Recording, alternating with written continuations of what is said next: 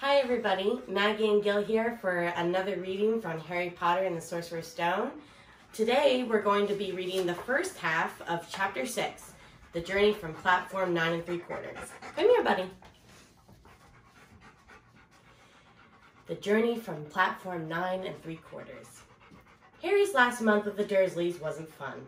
True, Dudley was now scared of Harry, so he wouldn't stay in the same room, while Aunt Petunia and Uncle Vernon didn't shut Harry in his cupboard, force him to do anything, or shout at him.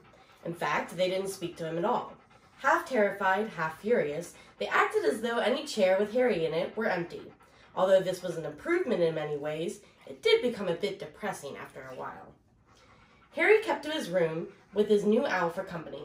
He had decided to call her Hedwig, a name he had found in a history of magic.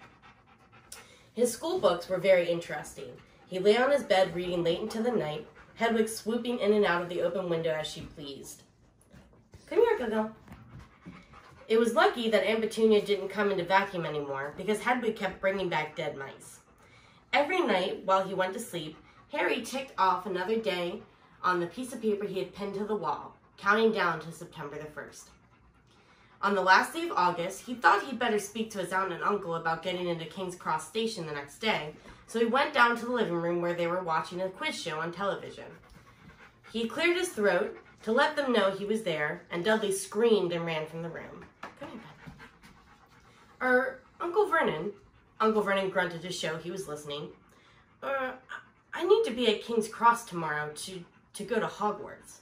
Uncle Vernon grunted again. Would it be all right if you gave me a lift? Grunt. Harry supposed that meant yes. Thank you. He was about to go back upstairs when Uncle Vernon actually spoke. Funny way to get to a wizard's school, the train. Magic carpets all got punctures, have they? Harry didn't say anything. Where is the school anyway? I don't know, said Harry, realizing this for the first time. He pulled the ticket Hagrid had given him out of his pocket. I just take the train from platform 9 3/4 at 11 o'clock, he read. His aunt and uncle stared. Platform what? 9 3/4. Don't talk rubbish, said Uncle Vernon. There is no platform 9 3/4. It's on my ticket. Balking, said Uncle Vernon. Howling mad, the lot of them. You'll see. You just wait. All right, we'll take you to King's Cross. We're going up to London tomorrow anyway, or I wouldn't bother. Why are you going to London? Harry asked, trying to keep things friendly. Taking Dudley to the hospital, growled Uncle Vernon. Got to have that ruddy tail removed before he goes to Smeltings. Harry woke at 5 o'clock the next morning and was too excited and nervous to go back to sleep. He got up, pulled on his jeans because he didn't want to walk into the station in his wizard's robes. He'd change on the train. He checked his Hogwarts list yet again to make sure he had everything he needed. Saw that Hedwig was shut safely in her cage, and then paced the room, waiting for the Dursleys to get up. 2 hours later, Harry's huge, heavy trunk had been loaded into the Dursleys' car. Aunt Petunia had talked Dudley into sitting next to Harry, and they'd sat up, and they'd set off. They reached King's Cross at 10:30. Uncle Vernon dumped Harry's trunk onto a cart and wheeled it out into the station for him. Harry thought this was strangely kind, until Uncle Vernon stopped dead, facing the platforms with a nasty grin on his face. Well, there you are, boy. Platform 9. Platform 10. Your platform should be somewhere in the middle, but they don't seem to have built it yet, do they? He was quite right, of course. There was a big plastic number 9 over the platform, and a big plastic number 10 over one next to it. And in the middle, nothing at all. Have a good term, said Uncle Vernon with an even nastier smile. He left without another word. Harry turned and saw the Dursleys drive away. All three of them were laughing. Harry's mouth went rather dry. What on earth was he going to do? He was starting to attract a lot of funny looks because of Hedwig. He'd have to ask someone. He stopped a passing guard, but didn't dare mention platform 9 3/4.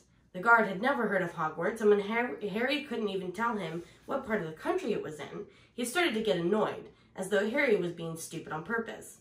Getting desperate, Harry asked for the train that left at 11 o'clock, but the guard said there wasn't one. In the end, the guard strode away, muttering about time wasters. Harry was now trying hard not to panic.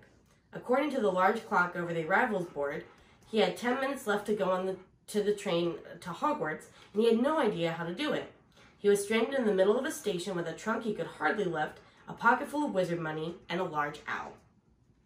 Hagrid must have forgotten to tell him something you had to do, like tapping the third brick on the left to get into Diagon Alley.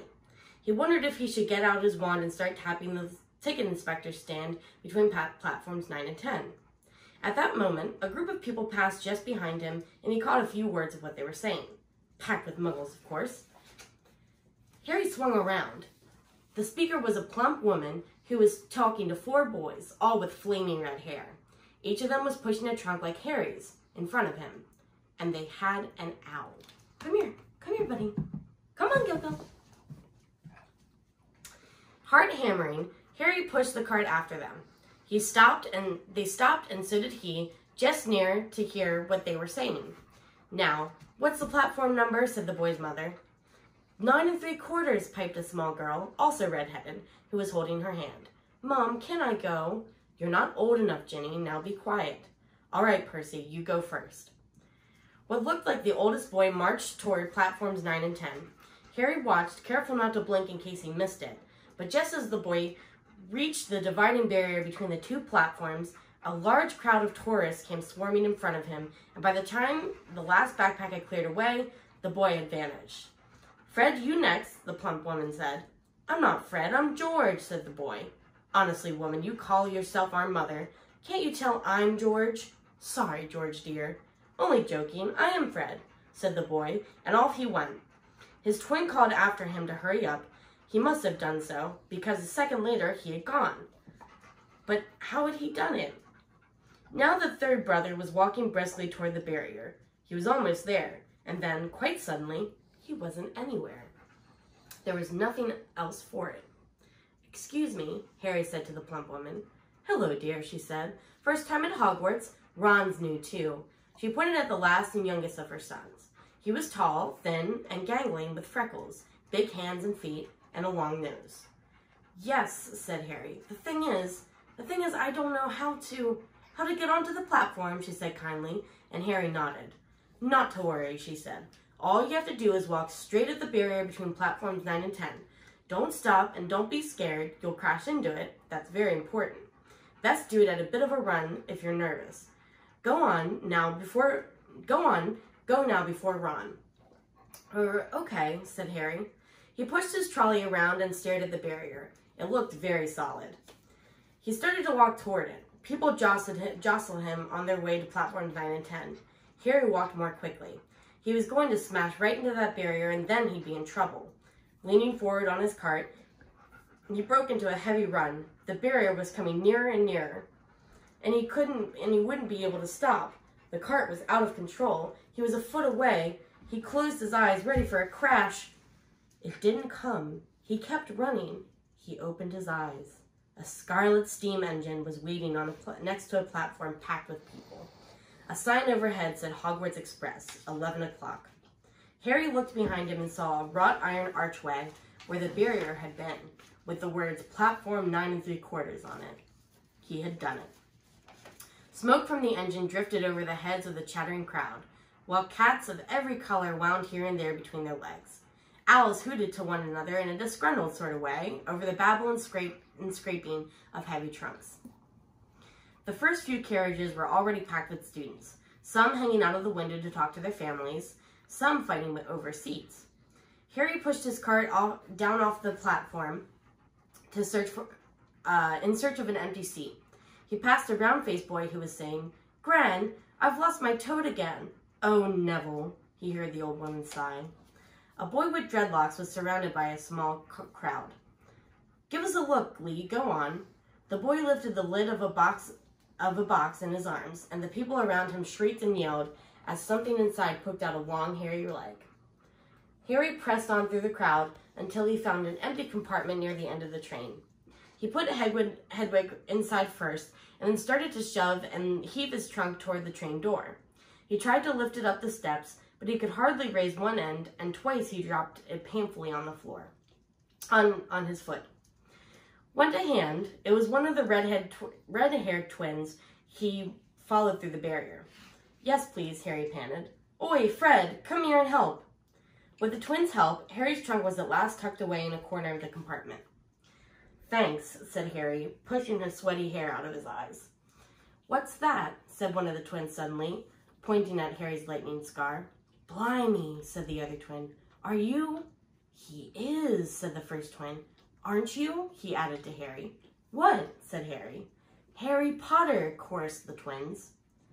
"Oh, him," said Harry. Yes, I am." The two boys gawked at him, and Harry felt himself turning red. Then, to his relief, a voice came floating in through the train's open door. "Fred, George, are you there?" "Coming, Mum." With a last look at Harry, the twins hopped off the train. Harry sat down next to the window where, half hidden, he could watch the red-haired family on the platform and hear what they were saying. Their mother had just taken out her handkerchief. "Ron, you've got something on your nose." The youngest boy tried to jerk out of the way, but she grabbed him and began rubbing the end of his nose. "Mom, get off." He wriggled free. Has Ickle Ronnie got something on his nose?" said one of the twins. "Shut up," said Ron. "Where's Percy?" said their mother. "He's coming now." The oldest boy came striding into sight. He had already changed into his billowing black Hogwarts robes, and Harry noticed a shiny red and gold badge on his chest with the letter P on it. "Can't stay long, Mother," he said. "I'm up front. The prefects have got 2 compartments to themselves." "Oh, are you a prefect, Percy?" said one of the twins with an air of great surprise. "You should have said something. We had no idea." "Hang on, I think I remember him saying something about it," said the other twin. "Once or twice. A minute, all summer." "Oh, shut up," said Percy the prefect. "How come Percy gets new robes anyway?" said one of the twins. "Because he's a prefect," said their mother fondly. "All right, dear. Well, have a good term. Send me an owl when you get there." She kissed Percy on the cheek, and he left. Then she turned to the twins. "Now you two, this year you behave yourselves. If I get one more owl telling me you've blown up a toilet or..." "Blown up a toilet? We've never blown up a toilet. Great idea, though. Thanks, Mum." "That's not funny." "And look after Ron." "Don't worry. Ickle Runnykins is safe with us." "Shut up," said Ron again. He was almost as tall as the twins already, and his nose was still pink from where his mother had rubbed it. "Hey, Mum, guess what? Guess who we just met on the train?" Harry leaned back quickly so they couldn't see him looking. "You know that black-haired boy who was near us in the station? Know who he is?" "Who?" "Harry Potter." Harry heard the little girl's voice. "Oh, Mum, can I go on the train and see him, Mum? Oh, please." "You've already seen him, Ginny, and the poor boy isn't something you goggle at the zoo." "Is he really, Fred? How do you know?" "Asked him. Saw his scar. It's really there, like lightning." "Poor dear, no wonder he was alone." I wondered. "He was ever so polite when he asked how to get onto the platform." "Never mind that. Do you think he remembers what you-know-who looks like?" Their mother suddenly became very stern. "I forbid you to ask him, Fred. No, don't you dare. As though he needs reminding of that on his first day of school." "All right, keep your hair on." A whistle sounded. "Hurry up," their mother said, and the 3 boys clambered onto the train. They leaned out of the window for her to kiss them goodbye, and their younger sister began to cry. "Don't, Ginny. We'll send you loads of owls. We'll send you a Hogwarts toilet seat." "George!" "I'm only joking, Mum." The train began to move. Harry saw the boys' mother waving, and their sister, half laughing, half crying, running to keep up with the train until it gathered too much speed. Then she fell back and waved. Harry watched the girl and her mother disappear as the train rounded the corner. Houses flashed past the window. Harry felt a great leap of excitement. He didn't know what he was going to do, but it had to be better than what he was leaving behind. The door of the compartment slid open, and the youngest red-headed boy came in. "Anyone sitting here?" he asked, pointing at the seat opposite Harry. "Everywhere else is full." Harry shook his head, and the boy sat down. He glanced at Harry, then looked quickly out of the window, pretending he hadn't looked. Harry saw he still had a black mark on his nose. "Hey, Ron." The twins were back. "Listen, we're going down to the middle of the train. Lee Jordan's got a giant tarantula down there." "Right," mumbled Ron. "Harry," said the other twin, "did we introduce ourselves? Fred and George Weasley, and this is Ron, our brother. See you later, then." "Bye," said Harry and Ron. The twins slid the compartment door shut behind them. "Are you really Harry Potter?" Ron blurted out. Harry nodded. "Oh, well, I thought it might be one of Fred and George's jokes," said Ron. "And have you really got, you know?" He pointed at Harry's forehead. Harry pulled back his bangs to show the lightning scar. Ron stared. "So, that's where you know who—" "Yes," said Harry, "but I can't remember it." "Nothing?" said Ron eagerly. "Well, I remember a lot of green light, but nothing else." "Wow," said Ron. He sat and stared at Harry for a few moments. Then, as though he had suddenly realized what he was doing, he looked quickly out of the window again. "Are all your family wizards?" asked Harry, who found Ron just as interesting as Ron found him. Yes, I think so," said Ron. "I think Mom's got a second cousin who was in Counton, but we never talk about him." "So you must know loads of magic already." The Weasleys were clearly one of those old wizarding families the pale boy in Diagon Alley had talked about. "I heard you went to live with Muggles," said Ron. "What are they like?" "Horrible. Well, not all of them. My aunt and uncle and cousin are, though. Wish I'd had 3 wizard brothers." "5, said Ron. For some reason, he was looking gloomy. "I'm the 6th in our family to go to Hogwarts. You could say I've got a lot to live up to. Bill and Charlie have already left. Bill was head boy and Charlie was captain of Quidditch. Now Percy's a prefect. Fred and George mess around a lot, but they still get really good marks, and everyone thinks they're really funny. Everyone expects me to do as well as the others, but if I do, it's no big deal, because they did it first. You never get anything new either with 5 brothers. I've got Bill's old robes, Charlie's old wand, and Percy's old rat." Ron reached inside his jacket and pulled out a fat gray rat, which was asleep. "His name's Scabbers, and he's useless. He hardly ever wakes up. Percy got an out from my dad for being made prefect, but they couldn't have... I got Scabbers instead." Ron's ears went pink. He seemed to think he'd said too much, because he went back to staring out the window.